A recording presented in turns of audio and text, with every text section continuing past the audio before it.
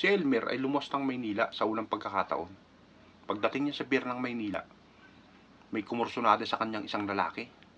Nanlaban itong si Elmer ngayon. Napatay niya ngayon yung lalaking kumursonada sa kanya. Ngayon, imbis na ikulong siya ng pulis, ay binayaran pa siya ng 1,000,000. Kaya nagbalik na lamang si Elmer sa probinsya nila.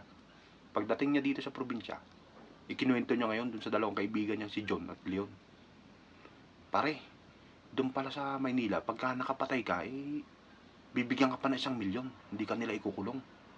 Aba, bigyan mo rin kami pare ng pamasahe, sabi ng dalawa ngayon. At luluwas din kami, bukas na bukas din. Pinagbibigyan niya ngayon ng tig 20,000. Pagdating sa Maynila nung dalawa, sa pier, wala nang patawad itong si John at Leon. Pati bata, matanda, pinapatay nila ngayon. Pinagdadampot sila ng pulis. Ngayon, pagdating sa presinto, nagrereklamo sila sa hepe. Chief, bakit ikukulong niyo po kami? Di po ba babayaran niyo po kami? Sino namang may sabi sa inyo? Sabi ng hepe.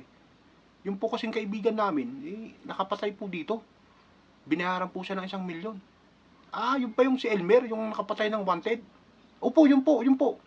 Ay, makakamuti pala kayo eh. Yung napatay niya, wanted yun. May reward ang makakapatay doon, na 1,000,000.